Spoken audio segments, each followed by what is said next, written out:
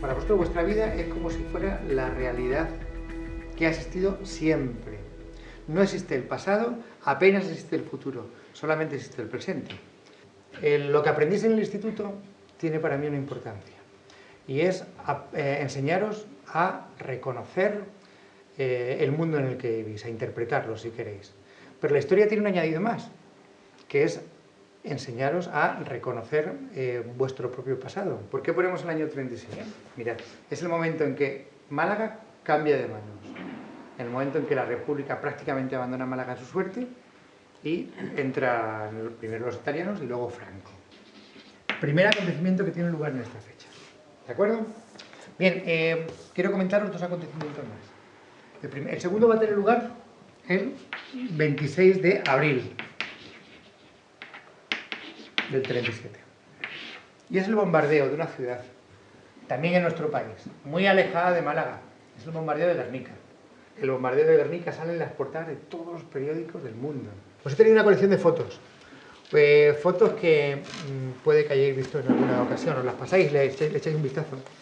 Son muchas, son sobre la huida de la cartera que se produce en Málaga, cuando entran las tropas republicanas. Gran parte de la población, ante el miedo que tenían por el avance de las tropas franquistas, huye por la carretera Málaga-Almería. Sabéis que el médico Norman Bethune, canadiense del Servicio de Transfusión de Sangre, que venía hacia Málaga, se encuentra con esa riada de personas que huyen y entonces dedica su ambulancia a ayudar a la gente a llegar hasta Almería. Pablo Ruiz Picasso, que fue paisano nuestro, malagueño, pinta un cuadro y ese cuadro es el Guernica.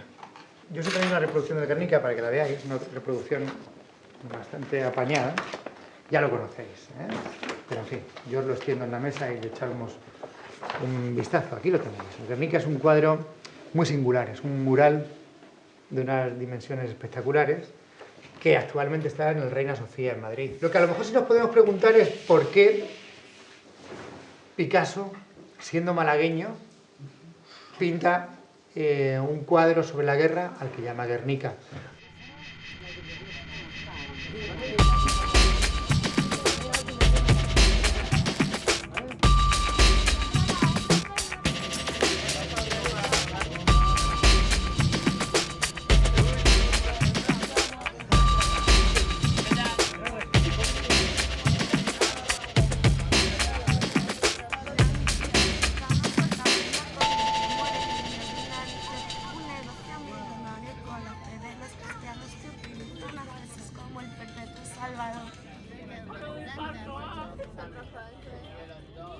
A los chicos y a mí también es la fosa esta que están levantando, es una fosa de fusilados republicanos. Bueno, había un gobierno republicano, ahí hay de todo, Ahí hay guardias civiles, hay militares, hay carabineros, hay curas. Es decir, que no se puede, no sabemos la idea de esas personas, nada más que estaban en contra del régimen que se levantó contra el gobierno republicano. Porque no podemos decir que todo era, porque no lo sabemos y todos engañamos. Y la verdad es no ¿Cuántos cadáveres se piensa que hay en la fosa? Tenemos ya reconocidos más de 4.000. No lo vamos a encontrar. ¿Se fusilaron todos en la misma tapia del cementerio? ¿Dónde No los hay, fusilaban? pues, según se ven los datos, también a pie de fosa se fusilaron algunos. A pie de fosa quiere decir que la fosa estaba abierta. La fosa estaba abierta, lo ponían en la tierra, porque ya a última hora era ametrallado y conforme caía por la inercia al suelo, pues así se quedaba en la fosa. Los acumulaban y no tomaban nota de los datos de quién estaba fusilado ni nada. Aquí los que fusilaban aquí se los llevaban como una parihuela, como se decía, Sí. los tiraban y le echaban una capa de cal. Los restos ellos los van sacando individual, lo van metiendo en una cajita numerada con todos los datos y todos queremos hacer aquí un sarcófago en el mismo parque, meterlo todo y poner un mural con el nombre de ellos como recuerdo. ¿Cómo surgió el tema de abrir la puerta? Vamos a ver esqueletos. Ahí en la puerta. Ahora nos lo explica lo que vamos a ver. Bueno, esto es el cementerio San Rafael. Es un cementerio que se funda a mediados del siglo XIX y se abandona en el 1987. En este cementerio se desarrollaron los fusilamientos de todo lo que es la represión franquista en Málaga, empezando de 1937 y acabando prácticamente en el 65, aunque nosotros el estudio que estamos llevando a cabo nos limitamos hasta el año 1951. En principio los fusilamientos se producirían de diversas formas. Los comienzos de lo que es la represión serían fuera, en las vallas que habéis visto desde fuera. Ahí se desarrollarían lo que serían los fusilamientos masivos.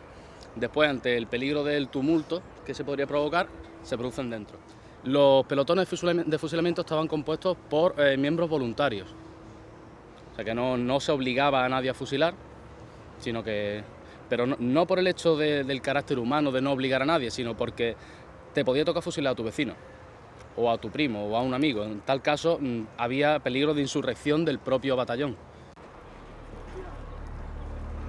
Este es el que llamamos sector 8. Aquí los enterramientos son bastante masivos, ¿no? Al estar más cerca de las vallas, de las tapias,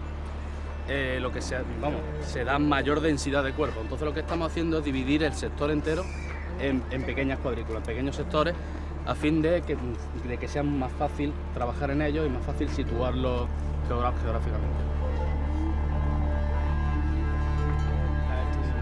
El espectro de edades es inmenso, no hay una edad determinada ni preferente. Los tenemos desde los 16 años hasta los 70. La proporción de mujeres es de un 10% aproximadamente. Debajo de esta capa hay otra capa con más capa. Sí, digamos que tenemos por capa una profundidad de 1,20 m. Aquí hay hasta 3. Estos dos fémures pertenecerían a uno, estos dos a otro y estos dos a otro.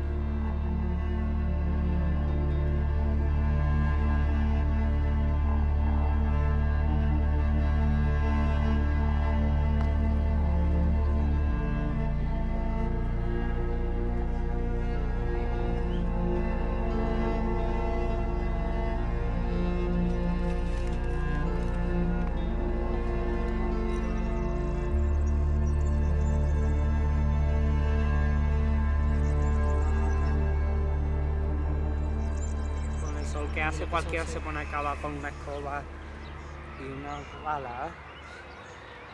Dicen que han descubierto alrededor de ¿A esa 4.000 gente por les ahí. pagarán? Seguramente. No, Alrededor de 4.000 por ahí, pero ¿Tú qué sabes? A lo mejor son voluntarios. no, pueden ser voluntarios, ¿eh? Sí. Pueden ser voluntarios. Tienen 300 personas en la asociación. Dicen que eran 7 o algo así. No, ya, pero 300 en la asociación. Y dice que hay gente en Barcelona, gente por Eso toda sí. España. Pues, no sé, hay gente ahora en la asociación y todavía no se ha Pero acabado. aquí dice que solamente trabajan 7 por ahí. Pero si esto es todo grande, ¿por qué solo trabajan 7, tío? Eso aquí hace falta más trabajadores, porque esto es gigante. Y esto no lo termina. ¿Quieres venir a trabajar aquí? Y estudias tú por mí, ¿no? Claro. Estudia tu por mí. Y esto no habrán hecho recorrido al Almería ni nada. Que va. Estos murieron aquí.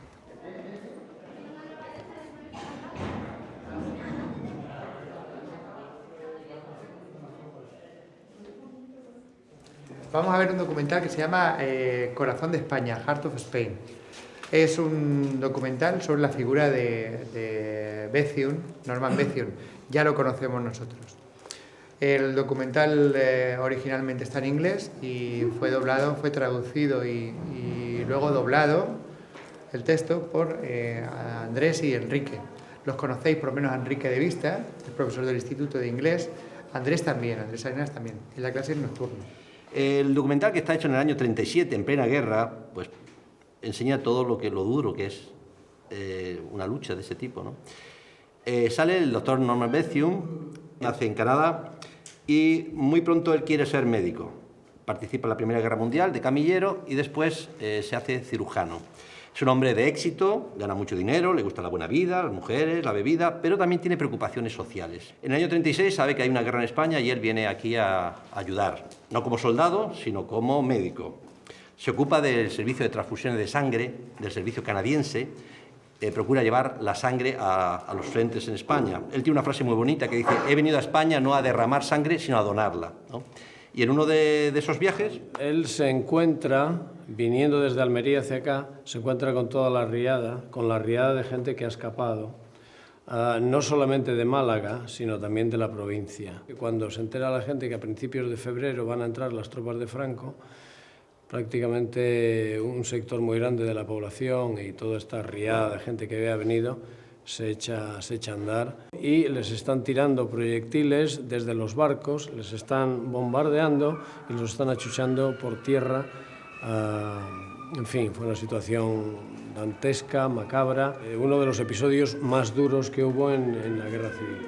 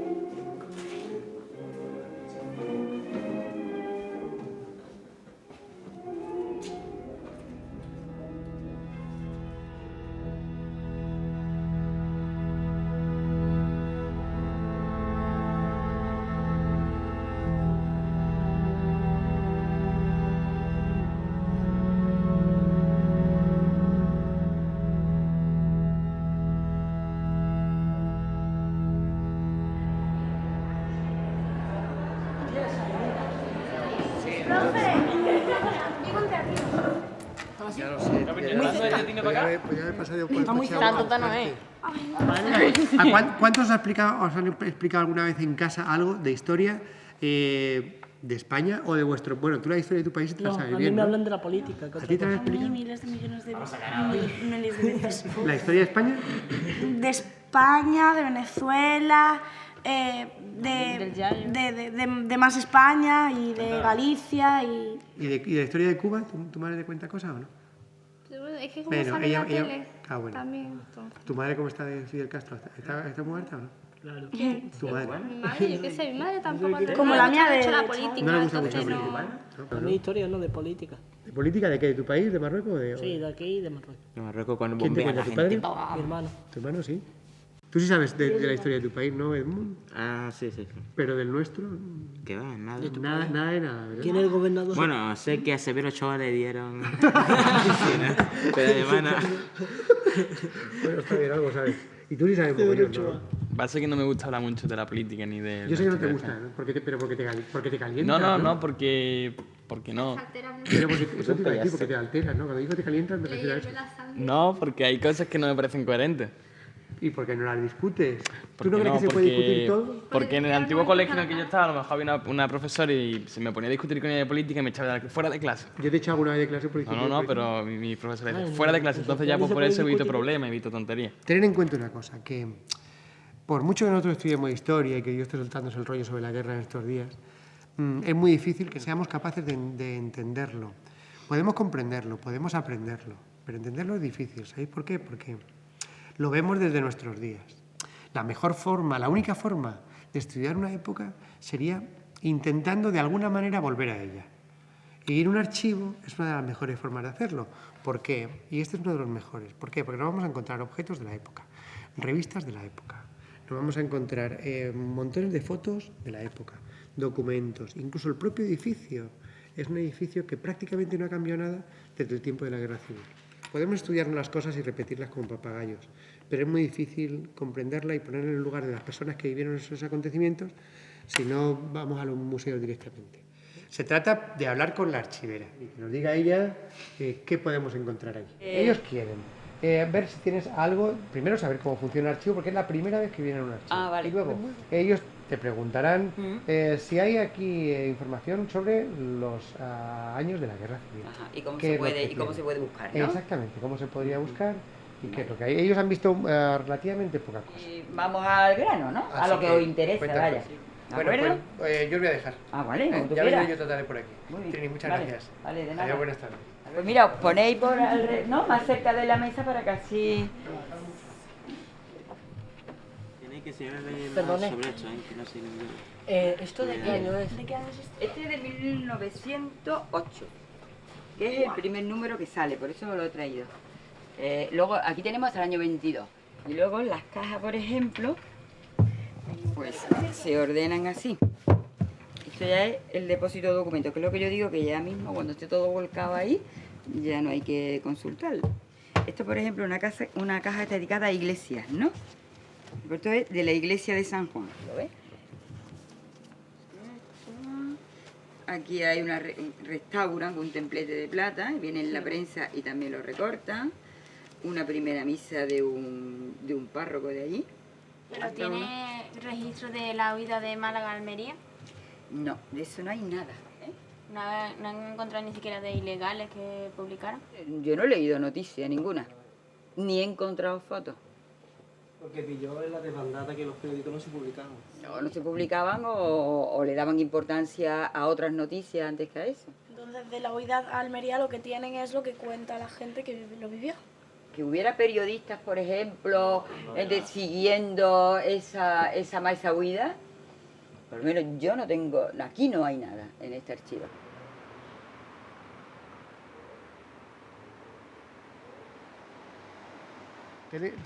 Sin cagarte en la madre del de enfrente, tú puedes decir No, siempre. no, pero si es que me dijo que mi ideología política me la guardara, que si soy un fascista de mierda, que si no sé qué. Mira, Toma, fascista, y es nada. Tu hermano lo sabe, en segundo de bachillerato hablamos mucho de política, porque damos historia de España.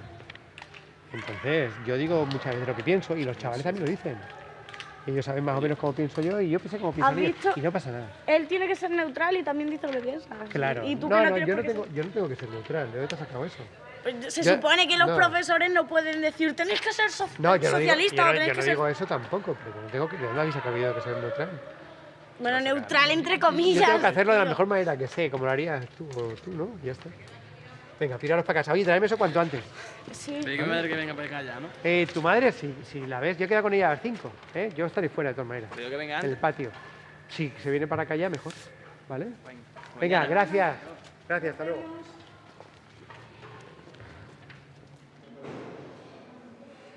Pues bien, dice, me puse en contacto con varios partidos y comités proletarios gracias a los Bolín.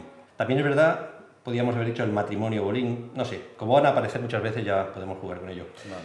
De forma un tanto ingenua, me había creído que ni ellos ni ninguno de sus familiares en Málaga habían apoyado o habían estado implicados en modo alguno en organizaciones o complots reaccionarios. O sea que has optado por complots cuando dice any of the reactionary bodies or schemes. Es que yo creo que era lo...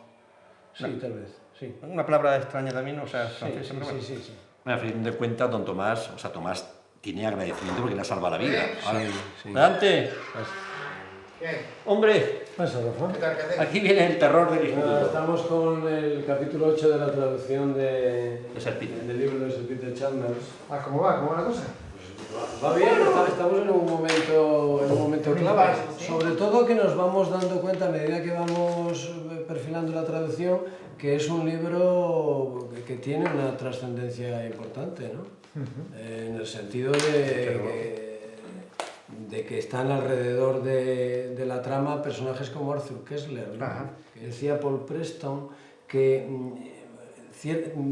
se preguntaba por qué la huida de la desbandada de Málaga no ha tenido más trascendencia y otros como Guernica sí lo ha tenido. Bueno, pero ahí podríamos discutir mucho y yo creo que a lo mejor en otro momento, ¿sabes? Porque Yo creo que no lo ha tenido porque no interesa. Vamos a ver, los acontecimientos de guerra, los sucesos de guerra, se conocen, trascienden en cuanto que son utilizados por el enemigo como propaganda contra el rey. Nada más. En el caso de Guernica está claro, pero en el caso de Málaga algo había que ocultar ahí. Qué importante es que los profesores de historia ahondéis en la realidad, porque familiarmente es bastante, me imagino que será normal que estos chavales que tienes en clase, a lo mejor sus abuelos estuvieron... Sí, lo que ocurre es que por la propia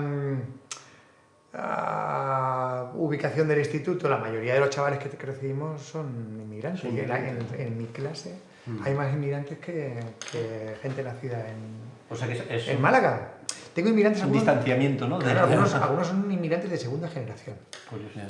Su padre y su madre llegan aquí y ellos nacen 2 o 3 años después. Bueno, pero una guerra les suena igual. Pero claro, lo que ocurre es eso. Sí, es parte de nuestra historia. Que luego, si rebuscas un poquito en la historia particular de cada uno de ellos, todos tienen historias similares. Y les interesa, ¿no? Cuando entramos en el tema, lo primero que hicimos fue tratar el tema de la guerra, de forma genérica, ¿no?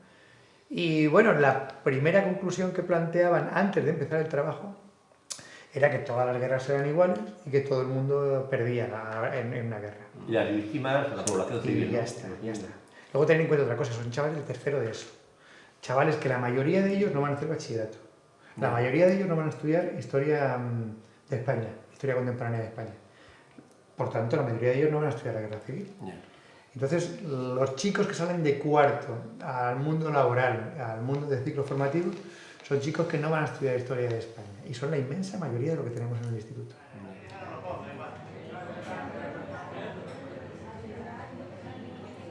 Trae una postal para cada uno. ¿Se puede enviar a Madrid?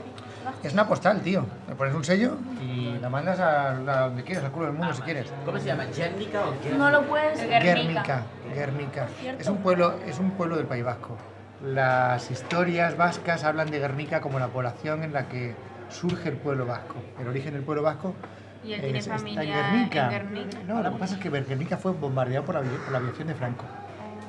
Fue arrasado. El Guernica se pinta en Francia porque fue un encargo de la República. Pero ¿por qué pinta Guernica al retratar la guerra y no pinta, por ejemplo, la huida de Málaga? Mi tía abuela tenía 3 años cuando estaba en la guerra civil. Pero, no sé, ¿tienes recuerdos o no? Sí. Mi tía abuela está ahora de que me pasa mucha hambre y ahora está la casa todo llena de comida. Eso le pasa a muchas personas mayores por el empeño en que os terminéis el plato. Sí, uff. Eso está bien y no está tan bien. Normalmente los abuelos no nos han querido dar mucho la brasa con el tema de la guerra. De hecho, a mí mi padre me ha contado muy pocas cosas. Pero es malo porque esa es una herencia, una memoria que se pierde, porque no se transmite. Mi padre lo pasó regular en la guerra. Estaba aquí en Málaga cuando estalló la guerra y como mi abuelo era sospechoso de... Bueno, era gente de derechas y por miedo a que lo fusilaran, los milicianos republicanos huyeron a Gibraltar y se fueron cogieron un barco y se fueron hasta Gibraltar en un barco inglés. Pero... pendejo. Gracias. Entonces, yo de eso me he enterado cuando tenía 40 años. ¿Por qué? Porque a mis padres no nos van a calentar la cabeza con el tema de la guerra. A ellos que no nos la han calentado nunca. Mi abuela se volvió loca la guerra, mi bisabuela. ¿De qué? Tiene ahora 95 años. Está loca desde los 20 y pico, que ella está siempre obsesionada con que hay guerra y hay gente lanzando bombas y gente disparando y... Pizza Marguerito. Trae. Deja que te lo corte. Trae. Que me tienes contenta. ¿Por qué no te quitas esto? Es manía. No, si quieres, no, no. ¿De qué la viola? Pues un instrumento musical muy bonito. Jessy, pon la mano. Jessy, apúntate. ¡Fijo! A pelo órgano. Empezamos, el más negro. Tú ves peludo, ¿sabes? Segundo más moreno, yo. Tú sos peludo. Tercero más moreno, Tabata. Son blancas, Rafa. Cuarta, Jessica. Tío, Quinta Marina y este es el más si blanco. tú fueras colorado, la madre mía tendría blanca, tío. Que me llama la atención eso, que es súper moreno y aquí, hombre. Pero fíjate, el que tiene los dientes más blancos de todos nosotros es él. Tiene un diente chiquitillo así. ¿Aquí? ¿Cuál? Tiene un diente que se consiste nada más que en su boca.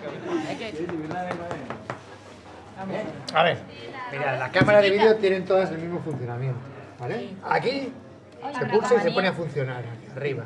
Este es el zoom. Cuando queremos acercar al personaje que tenemos, le damos hacia adelante, porque estamos acercándonos. Primero, lo que nos interesa es hablar con gente que haya vivido la guerra, claro. ¿Cuáles piensa usted que fueron las causas de la guerra? Es decir, ¿por qué se pegaron los españoles? ¿Por qué lucharon hermano contra hermano? Tener en cuenta una cosa, que aunque esperemos respuestas obvias muchas veces a nuestras preguntas, ¿Y se puede preguntar que si ha matado a alguien? no siempre es así. Tú puedes aventurar cualquier cosa, lo que pasa es que a veces puedes ofender sin querer. Tienes que ser un poco prudente. ¿Y si ha matado a alguien porque le han obligado? Claro. Entonces me callo. ¿Y si matas a alguien para defender a tu familia? Me callo. Te callas.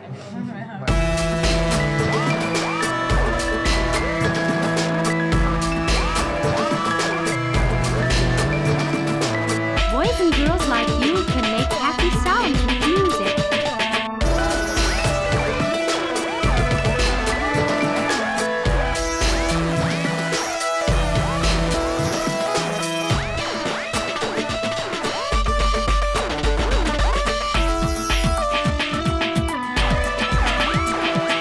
All of us have two hands that can clap and make happy sounds.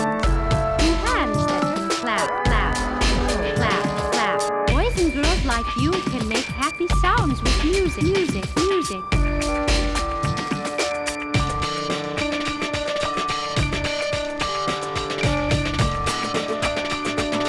All of us have two hands that can clap and make happy sounds. Guernica ya sabe todo el mundo lo que significa, ¿no? Yo creo que no necesita muchas explicaciones. Es una de las obras de cumbre del siglo XX y de toda la historia del arte. Y representa el bombardeo sobre la localidad de Guernica, ¿no? También representa la búsqueda de Picasso, su búsqueda personal a través del arte. Entonces ahí expresa un gran esfuerzo por conquistar nuevos horizontes del arte. Hay un refrán en el norte de España, un dicho, que dice: el buey no es de donde nace, sino donde pace. Y entonces, pues donde uno come, tiene seguridad, tiene su vida, ahí es donde trabaja uno. Entonces, desde luego, a Picasso ahora le traen a Málaga para sacar dinero de él. Pero cuando Picasso necesitaba dinero para vivir, en Málaga no le apoyaron precisamente, nada más que su familia, su padre. Eso es lo que suele pasar. Yo mismo soy de Ronda y estoy en la calle. Que el arte es así, desgraciadamente. El arte vive en los museos y los artistas en la calle, eso es lo que normalmente ocurre. Entonces, claro, no se le puede pedir que Picasso conozca lo que pasaba en Málaga cuando Málaga no conocía a Picasso y le conocían fuera. ¿No crees que es la misma cosa, verdad? Sin embargo, hoy en día se conoce en el mundo entero mucho más a Picasso que lo que ocurrió en Málaga.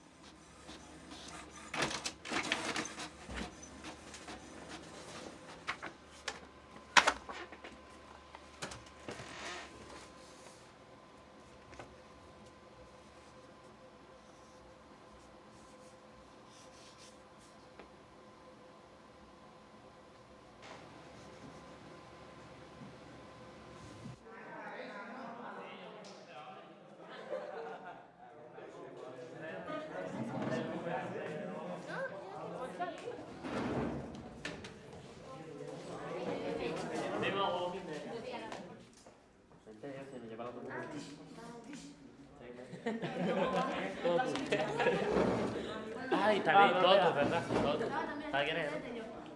Oye, paso ahorita un momento, ¿vale? Que me regaló un bolígrafo ayer Escúchame, tú tienes mi boli todavía, Juan tiene mi boli, Ah, no hay ideales, hay guita. Y si no hubiera dinero no habría políticos, no existiría la política. y andaríamos por el mundo como nos diera la gana. Liberar las pensiones, que hay personas como yo que cobramos 300 euros con 74 años, si como, no duermo, porque yo estoy vivo solo. Si como, no duermo, si duermo, no como. ¿Cómo puede vivir una persona? No, Marina, no hace falta que nos lo leas todo. Cuéntanos cómo fue la cosa. Marina? Si no se acuerda lo que hizo ayer. ¿No acuerdas que hizo antes de vacaciones? El amor. Que está enamorada la pobre. Sí, Bueno, seguro. ¿ya no estás enamorada? ¿Qué? No. Bueno, venga.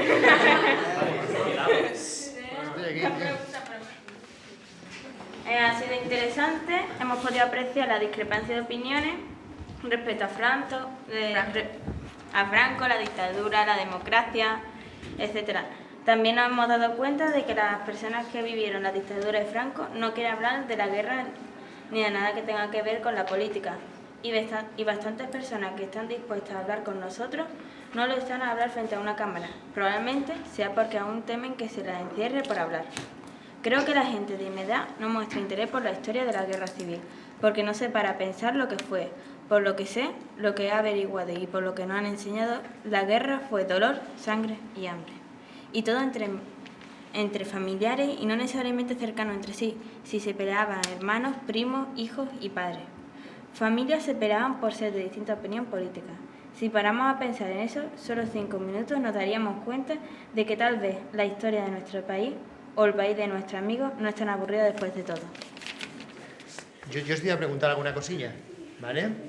¿Qué era lo que esperabais vosotros cuando salisteis con las cámaras a filmar? A ver, cuéntanos. Yo creía que no iban a poner tantos problemas como puso mucha gente, porque como fue hace muchos años, pero también es verdad que eso es algo que nunca se va a poder olvidar, que es algo duro que pasaron. Y también pensaba que iba a haber algunos que no iban a querer hablar de su pasado. ¿Qué excusas ponía la gente, Marina? De que de eso no se debería hablar, de que si lo iban a encerrar por hablar sobre Franco, cosas así. ¿Había gente que mostraba simpatía por uno de los dos bandos de la guerra? ¿Os habéis encontrado con gente que iba con unos o que iba con otros? ¿O la gente rechazaba la guerra o no quería hablar de la guerra en general? No les gustaba hablar mucho de la guerra.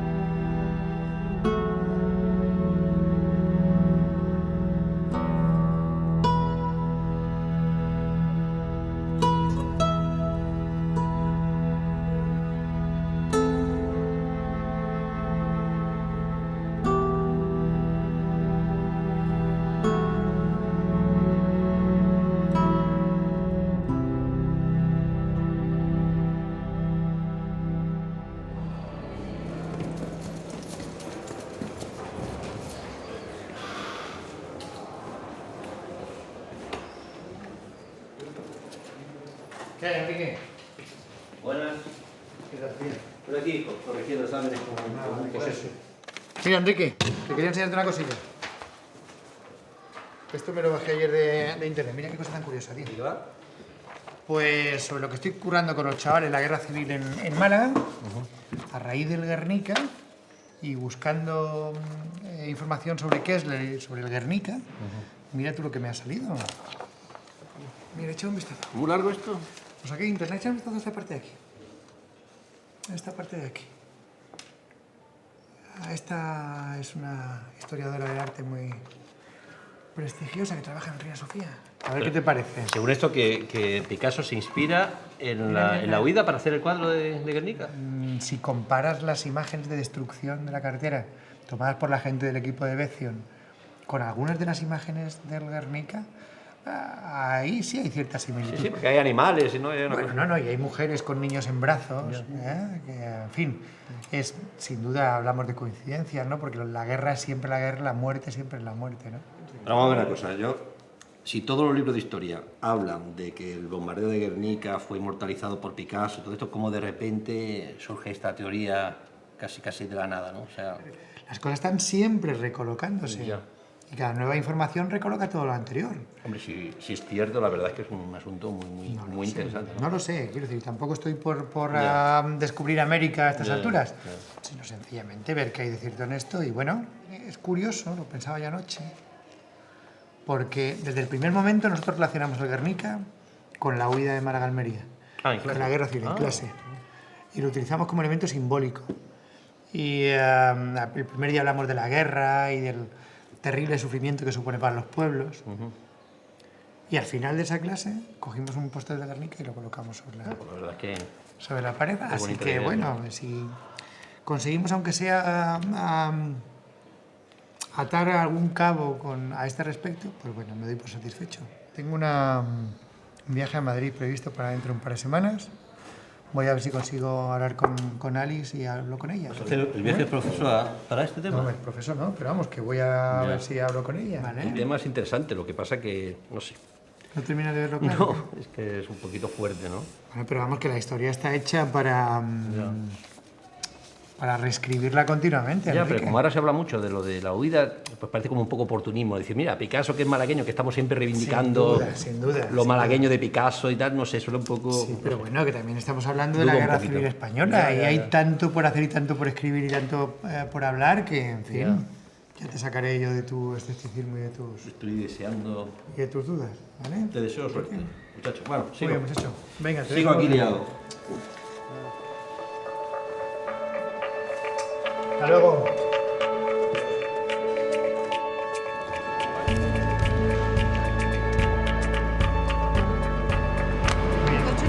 Gracias, hasta luego.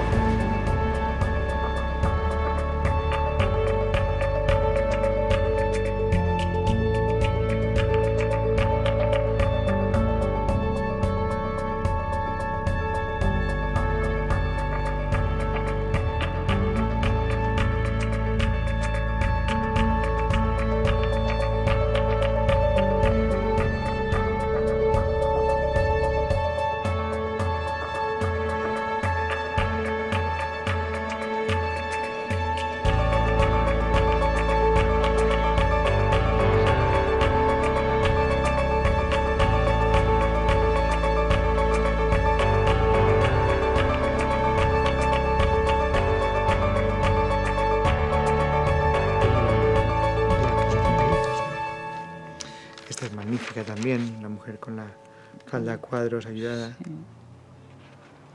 En fin, esta también es espeluznante también, todas, no tienen desperdicio. Son una... ¿Sabes? ¿Qué población? Que era población miserable. Población miserable. Ten en cuenta que Población en Málaga funciona como un embudo donde se recogió a gente que huía de toda la costa, gente que venía de la zona de Marbella, pero también de la serranía de Ronda. Entonces Sí. estuvieron refugiados en Málaga, en la propia catedral. Luego Queipo de Llano con sus discursos radiofónicos. Queipo decía que se iba a sentar en Cailarios a ver pasar los cadáveres de los malagueños, ¿no? Entonces la gente aterrada. Luego la fama que traían también los moros, que decían que cortaban el pecho a las mujeres. Entonces la gente, en cuanto Málaga queda literalmente abandonada a su suerte, porque así la dejaron.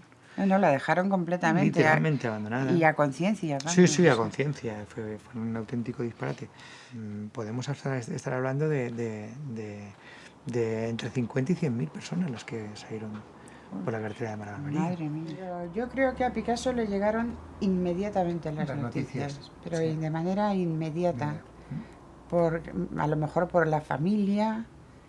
Y por otra parte, ya en el propio, que Malraux contó la caída de Málaga, que lógicamente Picasso se tuvo que poner en contacto con su familia, porque es lo primero que hace uno, es lo normal. A todo el mundo le afecta muchísimo lo que ocurre en su pueblo, mucho más que si ocurre en otro. Eso es inevitable, ¿no? Luego, lo que ocurre es que Picasso tiene un periodo que va desde febrero hasta el 1 de mayo, en que concretamente no sabe qué hacer. Y no pinta nada, y no dibuja nada sobre Guernica. Según él, era la peor época de su vida, porque tenía unos líos espantosos con sus amantes y con su mujer. Y entonces estaba tal, y realmente es que no hace nada, no solo de Guernica, sino de nada. Lo único que hace es escribir algo.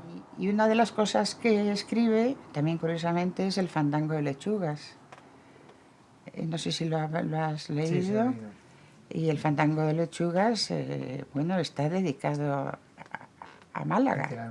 Sí. Y entonces es el día 1 de mayo, vamos, los bombardeos de Guernica son el 28, el 27 de abril, sí. Las fechas se me marchan. 27 de abril, y el día 1 de mayo la manifestación de los trabajadores de París está dedicada a Guernica. Todos los amigos de Picasso se acercan a su casa a comentar el bombardeo de Guernica, tal, y esto es el día 1 de mayo, y el día 2 de mayo empieza a hacer los bocetos de Guernica. ¿Qué hay ahí? Bueno, diríamos que está como completamente achuchado, porque es que el pabellón tenía que inaugurarse en mayo, al final se inaugura en junio, y está ante un nuevo horror, ante un nuevo bombardeo y matanza de civiles, porque lo de Málaga fue una matanza de civiles, ¿no?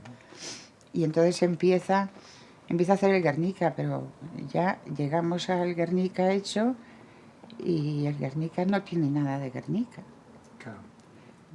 Y por otra parte diríamos que exactamente el bombardeo de Guernica, aunque sea una bestialidad, etcétera, pero a él le toca menos que... Claro. Le toca claro. mucho menos que lo de Málaga, Claro. ¿no?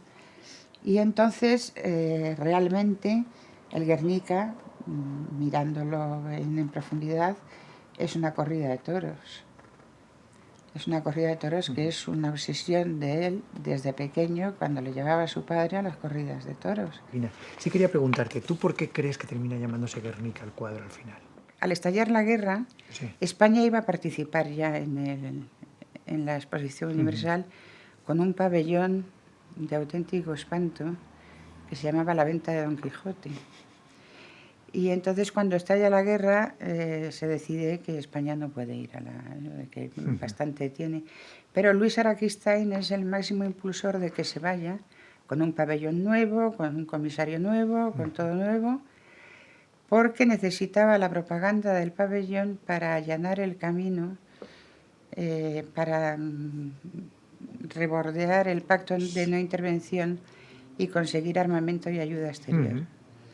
Entonces, como el impacto de Guernica fue enorme en toda la prensa internacional, especialmente en la inglesa, y precisamente de los ingleses era de los que se pretendía conseguir ayuda, pues era como fundamental que el cuadro de Picasso se llamara Guernica, porque era lo que más impacto de los hechos de guerra en España, lo que más impacto internacional tuvo fue el bombardeo de Guernica. Yo lo he dicho siempre, y cuando he dado esas conferencias, que he dado unas cuantas sobre Guernica, lo he dicho siempre, que Picasso pinta el Guernica más pensando en Málaga que en Guernica.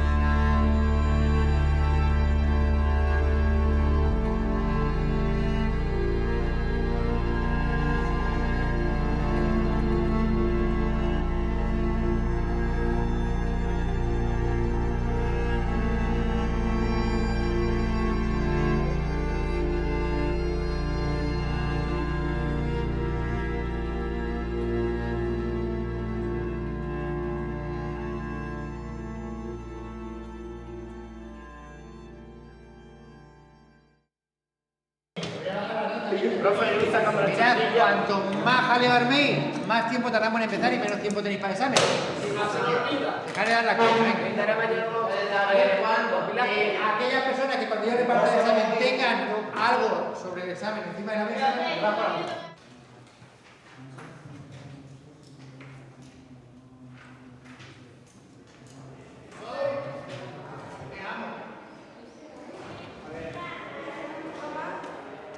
Hola, Enrique. Rafa, ¿qué tal? Niño. Tío, ¿qué tal, ¿Pudiste hablar con la mujer esta del museo? Sí, hombre, estuvimos en casa de Josefina Ali, estuve con ella hablando un buen rato. ¿Mantiene su tesis o no? Sí, hombre, bueno, con matices, pero en fin, sí, muy interesante.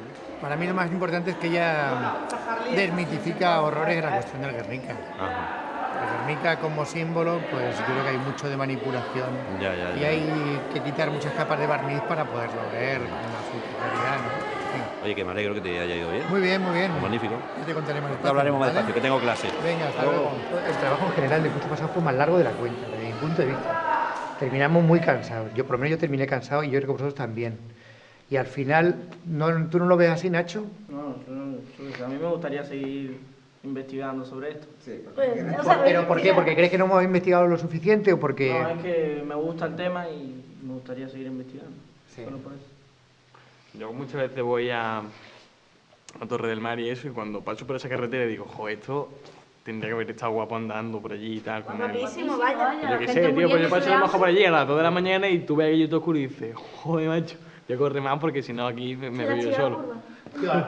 No, acojona, en serio. Tú antes pasabas como diciendo, la carretera está aquí. Y cuando ves lo que ha pasado y lo que es, dices, joder. A pesar de todo lo que hemos investigado y eso, yo creo que a mí, por lo que ha dicho Nacho, también en parte me gustaría seguir como profundizarlo un poco más, porque creo que ha sido un trabajo interesante y no sé, a pesar de todo lo que hemos descubierto y tal, pues yo creo que aún hay más cosas que desconocemos. ¿Tú crees que ha sido un estudio superficial o qué? Yo al principio lo vi, no pensé que al final terminábamos profundizándolo tan como lo hemos profundizado, de salir y hacer las entrevistas y eso. Yo pensé que sería como, no sé, un poco explicar la guerra civil fue esto y esto, pero al final no. Al final nos hemos como que metido un poco más en el asunto y yo creo que ha servido. ¿Qué consideras que ha sido lo más importante? Fíjate, no te pregunto por el detalle, ¿vale? Porque probablemente de fechas, de nombres, de datos, prácticamente no nos quedan, ¿vale? Ni falta que haces, pienso yo, ¿eh? ¿Qué es lo que te queda a ti? ¿Qué es lo que piensas que ha sido más interesante? La gente que no quería hablar, no sé, por algo que les hubiera ocurrido, o el miedo al querer, porque hubo gente que, ¿te acuerdas que le preguntábamos y decían, no, yo no hablo?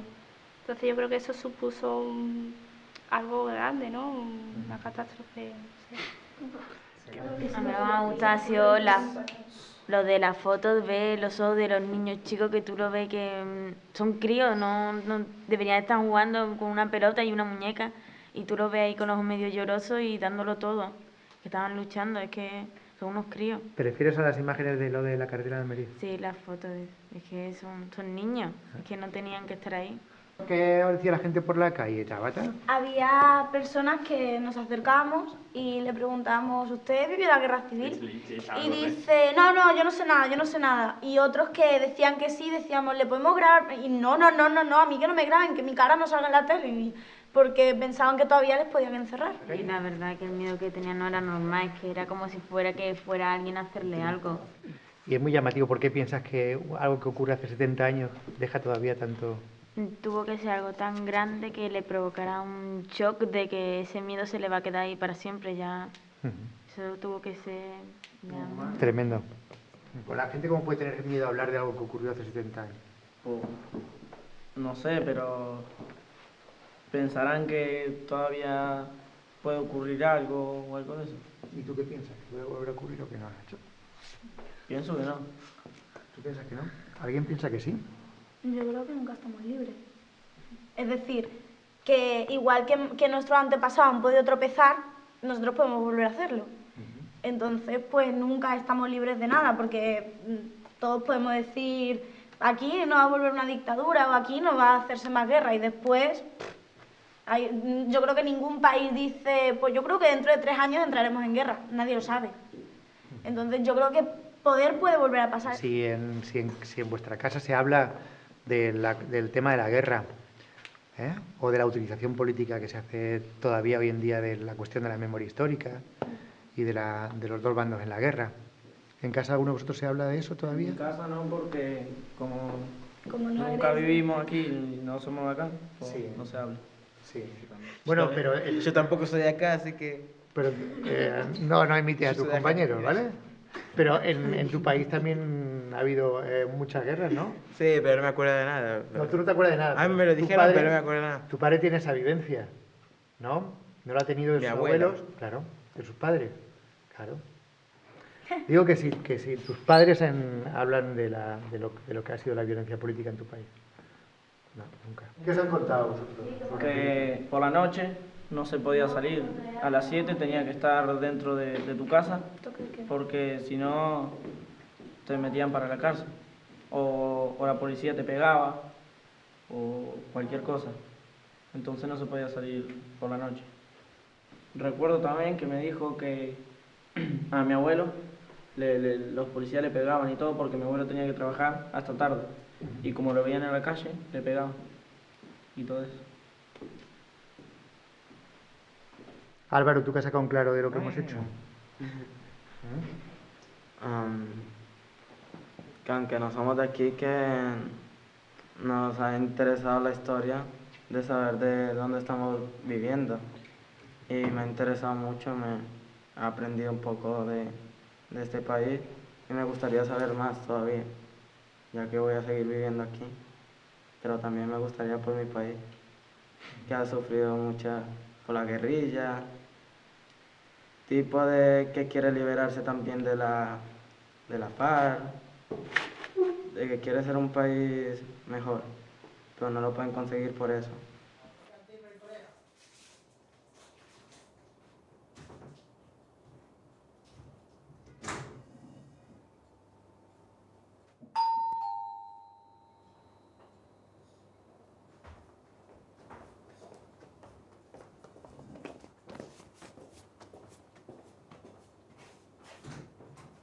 Qué bueno, servidor.